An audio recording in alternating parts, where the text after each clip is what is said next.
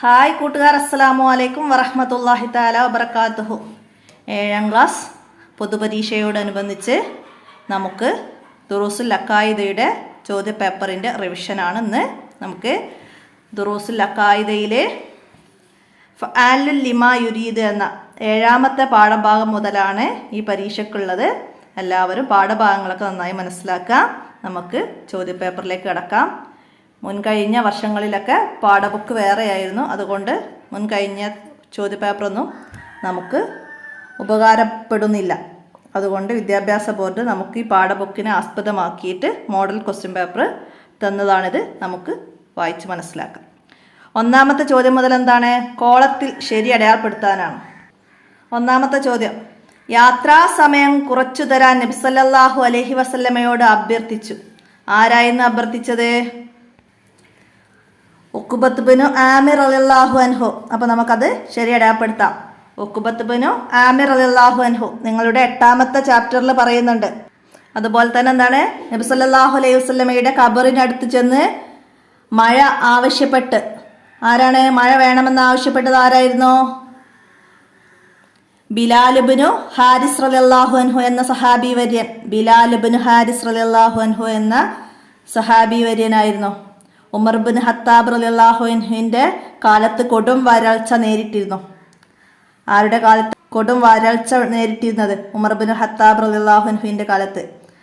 അതുപോലെ ആ പാഠത്തിൽ പറയുന്നുണ്ട്, താജുദ്ദീൻ സുബിക്കി റളിയല്ലാഹു അൻഹു പറയുന്നുണ്ട്, നബി സല്ലല്ലാഹു അലൈഹി വസല്ലമ മുഖേന അള്ളാഹുവിലേക്ക് തവസ്സുലും ഇസ്തിആസയും തശഫ്ഫും നടത്താം. അപ്പം അങ്ങനെയുള്ള കാര്യങ്ങളൊക്കെ ആ പാഠത്തുനിന്ന് മനസ്സിലാക്കുക. ആസഫ് ബിനു ബർഹിയ എന്ന വലി ബിൽക്കീസ് രാജ്ഞിയുടെ സിംഹാസനം ബൈത്തുൽ മുഖദ്ദസിലേക്ക് എത്തിച്ചു. ബിൽക്കീസ് രാജ്ഞിയുടെ കൊട്ടാരം എവിടെയായിരുന്നു? യമനിലെ സബയിലായിരുന്നു. ഫലസ്തീനിലാണ് ബൈത്തുൽ മുഖദ്ദസ്. അപ്പോൾ ആ പാഠഭാഗം നന്നായിട്ട് മനസ്സിലാക്കുക. അടുത്ത 2ാമത്തെ ചോദ്യം എന്താണ്? നബി സല്ലല്ലാഹു അലൈഹി വസല്ലമയുടെ ജുബ്ബ കഴുകിയ വെള്ളം രോഗശമനത്തിന് നൽകിയിരുന്നു. ആരായിരുന്നു നൽകിയിരുന്നത്? അബൂബക്കർ റളിയല്ലാഹു അൻഹുവിൻ്റെ മകൾ അസ്മാ റളിയല്ലാഹു അൻഹു. അബൂബക്കർ റളിയല്ലാഹു അൻഹുവിൻ്റെ മകളാണ് അസ്മാ റളിയല്ലാഹു അൻഹു. നമുക്കത് ശരി അടയാളപ്പെടുത്താം. അസ്മാ റളിയല്ലാഹു അൻഹു പറയുന്നുണ്ട്, ഇത് എൻ്റെ സഹോദരി ആയിഷയുടെ അടുത്തായിരുന്നു. അവർ വഫാത്തായപ്പോൾ ഞാനത് സ്വന്തമാക്കി. നബി സല്ലല്ലാഹു അലൈഹി വസല്ലമ ധരിച്ചിരുന്ന ഈ ജുബ്ബ കഴുകി വെള്ളം ഞങ്ങൾ രോഗശമനത്തിന് നൽകിയിരുന്നു. അപ്പോൾ മനസ്സിലാക്കുക. അടുത്ത 3ാമത്തെ ചോദ്യം എന്താണ്? അന്ത്യനാളിൻ്റെ ചെറിയ അടയാളങ്ങൾ. അപ്പോൾ ഇവിടെ കൊലപാതകം അധികരിക്കുക എന്നതാണ് ഇവിടെ ചെറിയ അടയാളം വന്നത്. ദാബത്തുൽ അർള്, സൂര്യൻ പടിഞ്ഞാറുദിക്കല്, അതൊക്കെ വലിയ അടയാളങ്ങളാണ്. അപ്പോൾ അത് മനസ്സിലാക്കി പഠിക്കുക. അന്ത്യനാളിൻ്റെ അടയാളങ്ങൾ 2 ഇനമാണ്, ചെറിയ അടയാളങ്ങളും വലിയ അടയാളങ്ങളും. അപ്പോൾ അതൊരു പാരഗ്രാഫ് തന്നെ ഉണ്ട് അവിടെ. അപ്പോൾ അത് മനസ്സിലാക്കുക. അടുത്ത 4ാമത്തെ ചോദ്യം: ഇമാം മഹദി റളിയല്ലാഹു അൻഹു ഭൂമിയിൽ ഭരണം നടത്തും. എത്ര വർഷമാണ് ഇമാം മഹദി റളിയല്ലാഹു അൻഹു ഭൂമിയിൽ ഭരണം നടത്തുക? 7 വർഷം ഭരണം നടത്തും ഇമാം മഹദി റളിയല്ലാഹു അൻഹു. 7 വർഷം. അപ്പം നിങ്ങൾ 10ാമത്തെ പാഠത്ത് പറയുന്നുണ്ട്, അന്ത്യനാളിൽ പ്രത്യക്ഷപ്പെടുന്ന ഒരു ഖലീഫയാണ് ഇമാം മഹദി. ഫാത്തിമ റളിയല്ലാഹു അൻഹയുടെ സന്താന പരമ്പരയിൽ ജനിക്കുന്ന അദ്ദേഹത്തിൻ്റെ പേര് മുഹമ്മദ് ബിൻ അബ്ദില്ലാഹി എന്നായിരിക്കും. ഭൂമിയിൽ അക്രമവും അനീതിയും വ്യാപിക്കുമ്പോൾ ആഗതനാകുന്ന മഹദി റളിയല്ലാഹു അൻഹു നബി സല്ലല്ലാഹു അലൈഹി വസല്ലമയുടെ ശരീഅത്ത് അനുസരിച്ച് ഭരണം നടത്തും. അപ്പം അത് മനസ്സിലാക്കുക. 7 വർഷം അദ്ദേഹം ഭരണം നടത്തും. മനസ്സിലാക്കുക. ദിക്ർ ചൊല്ലുമ്പോൾ കാല് മുറിക്കാൻ നിർദ്ദേശിച്ച മഹാനാർ ആരായിരുന്നു? ഉർവത്ത് ബിനു സുബൈർ റളിയല്ലാഹു അൻഹു എന്ന മഹാനാണ് ഞാൻ ദിക്ർ ചൊല്ലാം, നിങ്ങൾ കാൽ മുറിച്ചോളൂ എന്ന് ഡോക്ടറോട് പറഞ്ഞത്. മനസ്സിലാക്കുക. അടുത്തതാ, പാവങ്ങൾക്ക്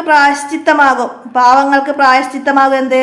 ഉറക്കം, വഹി, രോഗം. എന്താണ് പാപങ്ങൾക്ക് പ്രായശ്ചിത്തമാകുന്നത്? രോഗമാണ് പാപങ്ങൾക്ക്, നമ്മൾ ചെയ്ത പാപങ്ങൾക്ക് പ്രായശ്ചിത്തമായിട്ട് നമുക്ക് രോഗം വരും എന്നാണ് അവിടെ മനസ്സിലാക്കേണ്ടത്. അടുത്തത് എന്താണ്?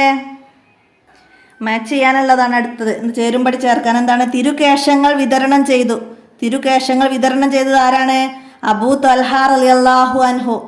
അബൂ തൽഹ റളിയല്ലാഹു അൻഹു ആണ്. അപ്പോൾ നമുക്ക് അതിൻ്റെ എഴുതാം.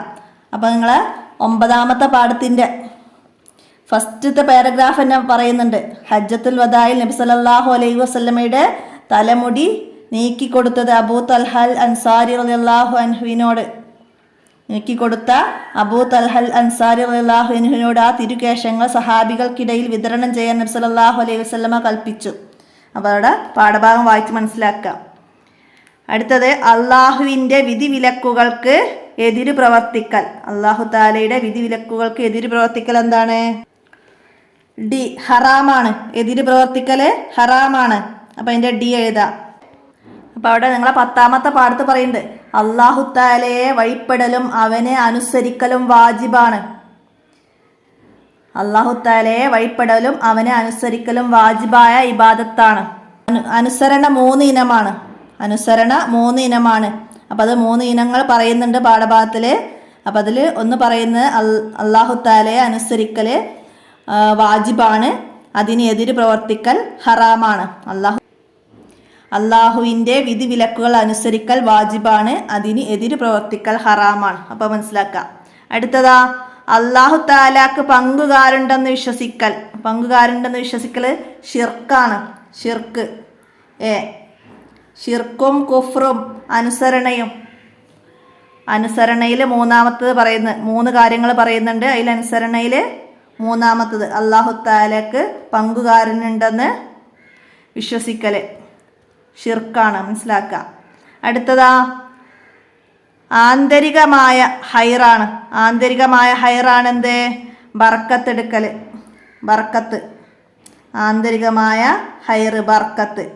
അപ്പോൾ അത് ബി എന്നത് നമുക്ക് അവിടെ എഴുതാം. അപ്പോൾ പാഠത്ത് പറഞ്ഞിട്ടുണ്ട് എന്താണ്? അള്ളാഹു താല ഉദ്ദേശിച്ച ചിലതിൽ ബർക്കത്ത് നിശ്ചയിച്ചിട്ടുണ്ട്, അതുപയോഗിച്ച് ബർക്കത്തെടുക്കൽ അള്ളാഹു താലേക്കുള്ള ഇബാദത്താണ്. അതുപയോഗിച്ച് ബർക്കത്തെടുക്കൽ അള്ളാഹു താലേക്കുള്ള ഇബാദത്താണ്. ആന്തരികമായ ഹൈറാണ് ബർക്കത്ത്. അതുപോലെ ആന്തരികമായ ഹൈറിൽപ്പെട്ട മറ്റൊന്നാണ് എന്ത്? മന്ത്രം. അപ്പം അതൊക്കെ മനസ്സിലാക്കുക. 9ാമത്തെ ചാപ്റ്ററിൽ പറയുന്നുണ്ട്. അടുത്തതാ ഭൂമിയിൽ കൊള്ളയും കൊലയും നടത്തും. ആരാണ് കൊള്ളയും കൊലയും നടത്തുക? യജൂജ് കൊള്ളയും കൊലയും നടത്തും. അന്ത്യനാളിൻ്റെ അടയാളങ്ങളിൽ പറഞ്ഞിട്ടുണ്ട്. യാഫിസ് ബിനു നൂഹിൻ്റെ സന്താന പരമ്പരയിൽപ്പെട്ട 2 ഗോത്രങ്ങളാണ് യജൂജ്. യാഫിസ് ബിനു നൂഹിൻ്റെ സന്താന പരമ്പരയിൽ അന്ത്യനാൾ അടുക്കുമ്പോൾ അവർ വരും. ഭൂമിയിൽ കൊള്ളയും കൊലയും നടത്തും, കുഴപ്പമുണ്ടാക്കും. പിന്നീട് അള്ളാഹു താല മിയാസിസിലൂടെ അവരെ നശിപ്പിക്കും. മനസ്സിലാക്കുക, മിയാസിസിലൂടെ. അപ്പോൾ ആ പാഠഭാഗം നിങ്ങളെ സാനിയ അഷ്റ 12ാമത്തെ പാഠമാണ്. മനസ്സിലാക്കി പഠിക്കുക. അടുത്ത പൂരിപ്പിക്കാനാണ്. 12ാമത്തത് എന്താണ്? അള്ളാഹു താലയുടെ ഡാഷ് അനുസരിച്ചാണ് എല്ലാം നടക്കുന്നത്. എന്തനുസരിച്ചാണ്? അള്ളാഹു താലയുടെ ഖദറും ഖലാവും അനുസരിച്ചാണ് എല്ലാം നടക്കുന്നത്. 7ാമത്തെ ചാപ്റ്ററിലുള്ളതാണ്. മനസ്സിലാക്കാം. അടുത്തത് ഔലിയാക്കളിൽപ്പെട്ട ഡാഷ് ബിൽക്കീസ് രാജ്ഞിയുടെ സിംഹാസനം കൊണ്ടുവന്നു. ഔലിയാക്കളിൽപ്പെട്ട ആസഫ് ബിനു ബർഹിയ എന്ന വലിയ ബിൽക്കീസ് രാജ്ഞിയുടെ കൊട്ടാരത്തിൽ നിന്ന് സിംഹാസനം കൊണ്ടുവന്നു. മനസ്സിലാക്കാം. ആസഫ് ബിനു ബർഹിയ എന്നെഴുതാം. അടുത്തത് നബി സല്ലല്ലാഹു അലൈഹി വസല്ലമ രോഗം ബാധിച്ചാൽ ഡാഷ് ഊതുമായിരുന്നു. രോഗം ബാധിച്ചാൽ നബി സല്ലല്ലാഹു അലൈഹി വസല്ലമ രോഗം ബാധിച്ചാൽ മുഅവ്വിദാത്ത് ഓതി ഊതുമായിരുന്നു. ആയിഷ റളിയല്ലാഹു അൻഹു പറയുന്നു. നബി സല്ലല്ലാഹു അലൈഹി വസല്ലമക്ക് രോഗം കഠിനമായപ്പോൾ ഞാൻ അവ ഓതി ഊതുകയും ബർക്കത്ത് പ്രതീക്ഷിച്ചുകൊണ്ട് നബി സല്ലല്ലാഹു അലൈഹി വസല്ലമയുടെ കൈ കൊണ്ട് തടവുകയും ചെയ്തിരുന്നു. ആയിഷ റളിയല്ലാഹു അൻഹു പറഞ്ഞതാ. പിന്നെ അതിൽ ഫാത്തിമ ബീവിയുടെ മക്കളായ ഹസൻ ഹുസൈൻ എന്നിവരെ അഊദു ബികലിമാത്തില്ലാഹി താമാത്തി മിൻ കുല്ലി ശൈത്താനിൻ വഹാമത്തിൻ വമിൻ കുല്ലി ഐനിൻ ലാമത്തി എന്ന് ചൊല്ലി മന്ത്രിക്കാരുണ്ടായിരുന്നു. അപ്പോൾ അതൊക്കെ പാഠഭാഗം മനസ്സിലാക്കുക. അടുത്തത് എന്താണ്? മന്ത്രം ആന്തരികമായ ഡാഷിൽപ്പെട്ടതാണ്. മന്ത്രം ആന്തരികമായ ഹൈറിൽപ്പെട്ടതാണ്. മന്ത്രം ആന്തരികമായ ഹൈറിൽപ്പെട്ടതാണ്. അടുത്തത് അല്ലാഹു തആലയുടെ വിധിയിൽ ഡാഷാണ് സത്യവിശ്വാസിയുടെ കടമ. അല്ലാഹു തആലയുടെ വിധിയിൽ സംതൃപ്തനാവലാണ് സത്യവിശ്വാസിയുടെ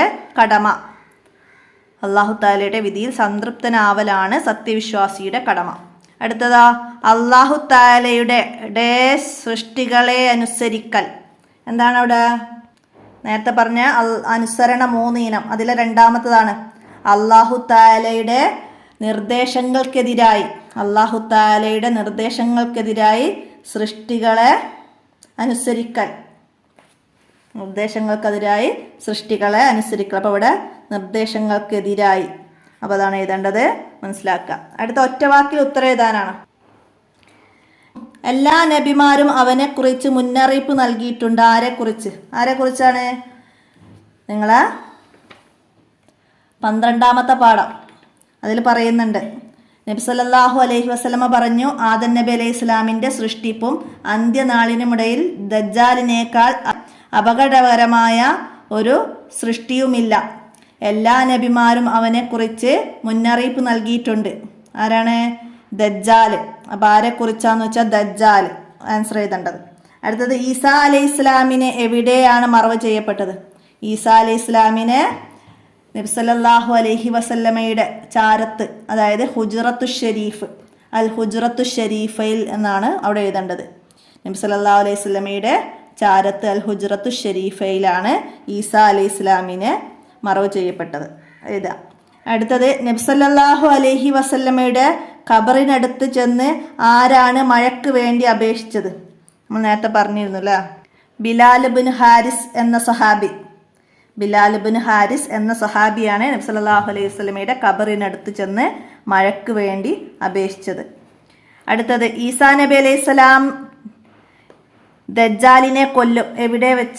എവിടെ വെച്ചിട്ടാണ് ദജ്ജാലിനെ കൊല്ലുന്നത്? ബാബുൽ ലുദ്ദിൽ വെച്ച് ദജ്ജാലിനെ കൊല്ലും ഈസാ അലൈഹിസ്സലാം.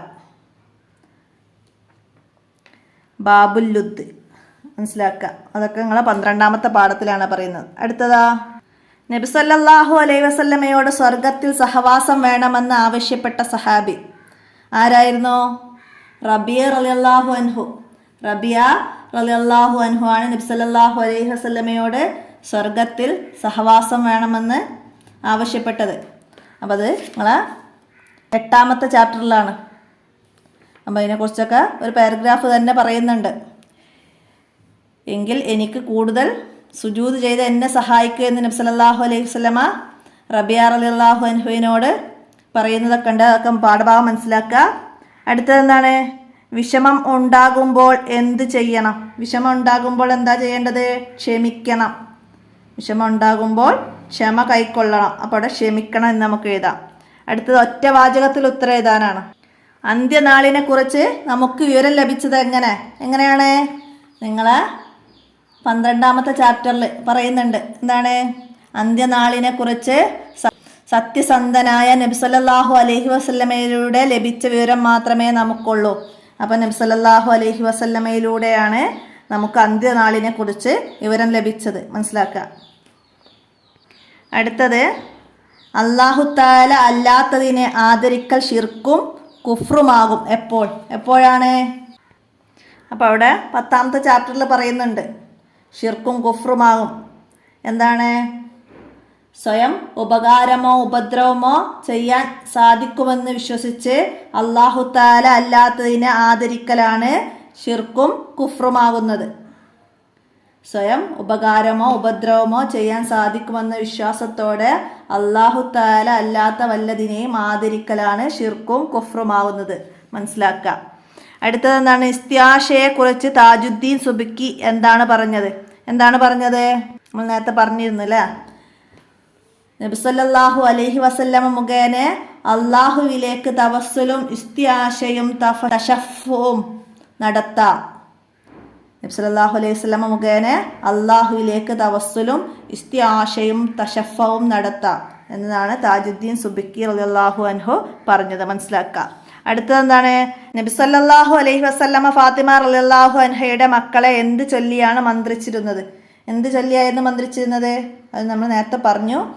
എന്തായാലും ഒന്നും കൂടി പറയാം. എന്താണ്? അഊദു ബികലിമാത്തില്ലാഹി താമാത്തി മിൻ കുല്ലി ശൈത്താനിൻ വഹാമത്തിൻ വമിൻ കുല്ലി ഐനിൻ ലാമത്തിൻ എന്ന് ചൊല്ലി മന്ത്രിക്കാറുണ്ടായിരുന്നു. അപ്പം അത് എഴുതുക. അടുത്തത് 28ാമത്തെ ചോദ്യമാണ്. അന്ത്യനാളിനോടനുബന്ധിച്ച് 3 ഹഷ്ഫുകൾ നടക്കും. എവിടെയെല്ലാമാണ് 3 ഹഷ്ഫുകൾ നടക്കുന്നത്? ഒന്ന് കിഴക്കും, ഒന്ന് പടിഞ്ഞാറും, ഒന്ന് ജസീറത്തുൽ അറബിലും. ഒന്ന് കിഴക്കും, ഒന്ന് പടിഞ്ഞാറും, ഒന്ന് ജസീറത്തുൽ അറബിലും. അന്ത്യനാളിനോടനുബന്ധിച്ച് 3 ഹഷ്ഫുകൾ സംഭവിക്കും. ഒന്ന് കിഴക്കും, ഒന്ന് പടിഞ്ഞാറും, ഒന്ന് ജസീറത്തുൽ അറബിയിലും. അവസാനം യമനിൽ നിന്ന് ഒരു തീ പുറപ്പെടും.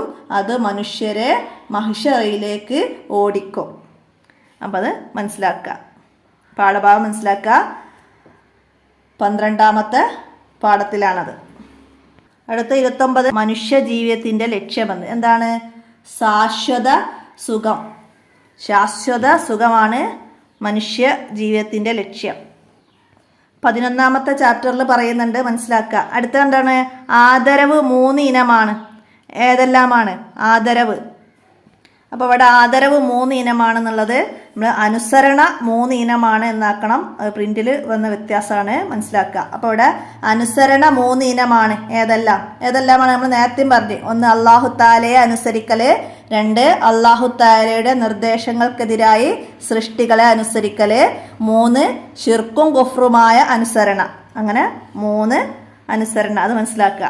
അടുത്തത് ആദരിക്കേണ്ട 4 വിഭാഗങ്ങളുടെ പേര് എഴുതാൻ. ആദരിക്കേണ്ട 4 വിഭാഗങ്ങൾ. ആദരിക്കേണ്ട 4 വിഭാഗങ്ങൾ ആരൊക്കെയാണ്?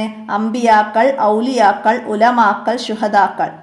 ആദരിക്കേണ്ട 4 വിഭാഗങ്ങളാണ്. അതുപോലെ ആദരിക്കേണ്ട വസ്തുക്കളുണ്ട്. എന്തൊക്കെയാണ്? പരിശുദ്ധ ഖുർആന്, കഅബ ഷരീഫ്, മസ്ജിദുകൾ, ഖബറുകൾ, സ്വാലിഹീങ്ങളായ ആളുകളുടെ ഖബറുകൾ, അതൊക്കെ ആദരിക്കേണ്ടതാണ്. അപ്പോൾ അതൊക്കെ മനസ്സിലാക്കുക. നിങ്ങൾ 10ാമത്തെ ചാപ്റ്ററിൽ പറയുന്നതാണ്. അടുത്തത് എന്താണ്? നന്മ സംഭവിക്കുന്നത് എങ്ങനെയാണ്? നിങ്ങൾ 7ാമത്തെ ചാപ്റ്ററിൽ പറയുന്നുണ്ട്. എന്താണ്? നന്മ അല്ലാഹു തആലയുടെ നിശ്ചയവും തൃപ്തിയും അനുസരിച്ചാണ് ഉണ്ടാകുന്നത്. നന്മ അല്ലാഹു തആലയുടെ നിശ്ചയവും തൃപ്തിയും അനുസരിച്ചാണ് ഉണ്ടാകുന്നത്. തിന്മ അവൻ്റെ ഖദർ അനുസരിച്ചും തൃപ്തിയില്ലാതെയുമാണ് സംഭവിക്കുന്നത്. മനസ്സിലാക്കുക. അപ്പോൾ അവിടെ നന്മയെക്കുറിച്ചാണ് നമുക്ക് എഴുതാനുള്ളത്.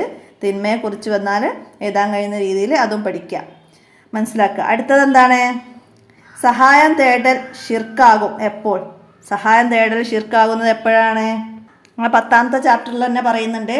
സ്വയം ഉപകാരമോ ഉപദ്രവമോ ചെയ്യാൻ സാധിക്കുമെന്ന വിശ്വാസത്തോടെ ഇബാദത്തിന് അർഹതയുണ്ടെന്ന് വിശ്വസിച്ച് സഹായം തേടലാണ് ഷിർക്കാകുന്നത്. അർഹതയുണ്ടെന്ന് വിശ്വസിച്ച് സഹായം തേടൽ ഷിർക്കാകും. മനസ്സിലാക്കുക. അടുത്തത് എന്താണ്? 5 വരിയിൽ കുറയാതെ എഴുതാനാണ്. അന്ത്യനാളിനെ കുറിച്ചിട്ട് 5 വരിയിൽ എഴുതണം. നമുക്കെന്ത് എഴുതാം അന്ത്യനാളിനെ കുറിച്ചിട്ട്? അന്ത്യനാൾ യഥാർത്ഥമാണ്. അല്ലാഹു തആല മനുഷ്യനെ സൃഷ്ടിക്കുകയും